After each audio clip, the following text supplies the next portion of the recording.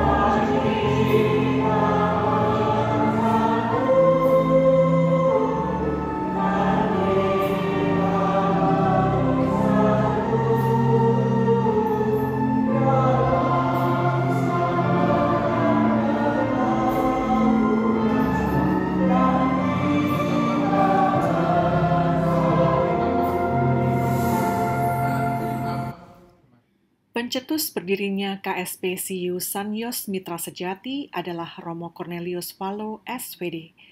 Ia adalah pastor kepala paroki Matraman saat itu. Ini yang sampai mendorong tanggal 26 Oktober 2005 mendirikan CU Sanyos ini. Ketika itu saya baru pulang dari Jerman karena saudara saya tabisan di sana.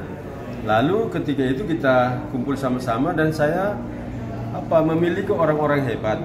Orang-orang hebat itu adalah anggota Dewan Paroki. Anggota Dewan Paroki itu adalah wakil saya itu Bu Nani Lancaran Rosari. Lalu nama aslinya itu, nama permandiannya itu Anastasia Nani Suka Sediati. Oke. Lalu kemudian ada Bu Sri. Ini dua ibu ini yang punya hati untuk memperhatikan teman-teman yang di depan. Dan saya punya sekretaris yang hebat itu adalah Pak Nir. Pak Nir itu kerja di situ itu sampai jam 5 pagi bisa, jam 3 pagi. Nah, mereka dari komitmen seperti itu kan mereka sudah punya komitmen dari hati. Ya, artinya CU Sanyos ini pasti akan jalan karena mereka punya komitmen untuk memberi apa yang mereka miliki. Makanya awalnya itu kan hanya menabung dan mereka mengatur. Ternyata memasuki 2006 itu sudah sekitar berapa ya, ada anggota dewan juga masuk situ, semua yang lain diajak masuk situ. Jadi ini para leadernya itu yang masuk di situ dan kemudian mengajak pelan-pelan untuk teman-teman umat untuk terlibat, dan bukan hanya Katolik tetapi juga yang bukan Katolik ya. Enggak, saya pikir sudah mati. Tetapi bulan lalu Bu Nani cerita kepada saya, saya pikir sudah mati ya karena tidak dapat berita. Tetapi akhirnya juga sebelum itu Bu Sri itu saya sebagai anggota nomor yang ke-56. Saya nomor 56 dan Bu Sri itu selalu menghidupkan nomor saya dengan menabung.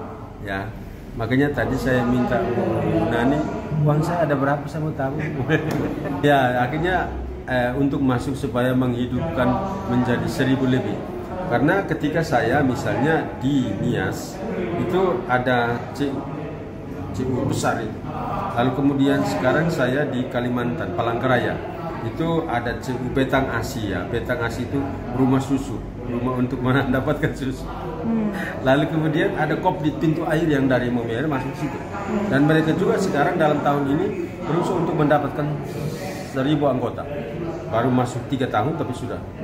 Memang mereka cukup besar lah, latar belakangnya begitu. Ya. Dan ini sekarang kan berapa ya dana, saya nggak tahu. Ya, ini sekarang kan misalnya saya bandingkan dengan Kopdit ya, Kopdit pintu air. Ini kan CU Kopdit ya. Ada pelayanan yang menggunakan handphone itu apa itu untuk cek dananya, karena begini, anggota itu kalau percaya dananya jangan hilang. Maka bagaimana supaya memupuk kepercayaan itu kepada anggota, supaya dia, oh ternyata dananya saya buang sama masih ada, nggak dimakan. Nah itu dia cek dari mana? Nah itu kan yang berusaha untuk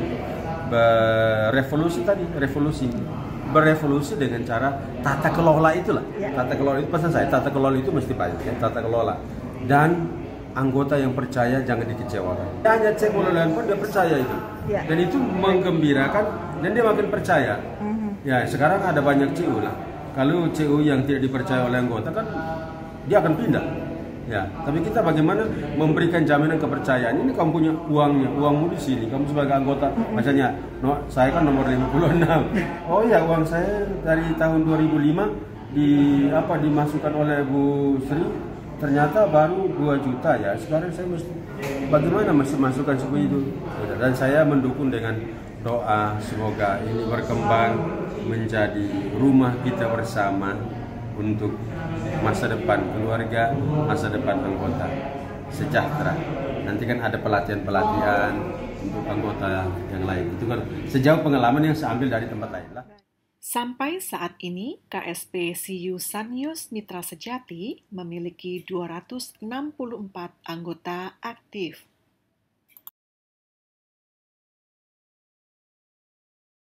Di Koperasi Sanyos, saya telah menjadi anggota selama kurang lebih 15 tahun. Manfaat yang saya peroleh sehingga sampai saat ini saya bisa bertahan menjadi anggotanya. Pertama, pada waktu itu saya menyekolahkan anak saya. Berhubung suami saya seorang PNS yang bergaji sedikit, sementara saya harus menyekolahkan anak-anak saya untuk kuliah, terutama kuliah. Apalagi pada waktu anak-anak saya sekolah itu kami belum dapat bisa meminjam kemana-mana, sehingga satu-satunya biaya yang harus kami peroleh untuk membiayai anak-anak saya sekolah dari Koperasi Sanyos ini, maksudnya Koperasi Santo Yosef. Lalu selanjutnya sekarang ini anak-anak saya sudah selesai kuliah, bahkan sudah bekerja. Apa yang akan saya lanjutkan kehidupan saya dengan memanfaatkan koperasi yang begitu mudah dalam hal peminjaman dan dalam hal pengembalian. Saya itu menggunakan kesempatan menjadi anggota di Koperasi Sanyos untuk usaha, karena suami sudah pensiun dan saya tidak punya pekerjaan untuk menambah penghasilan di rumah tangga kami, kehidupan kami.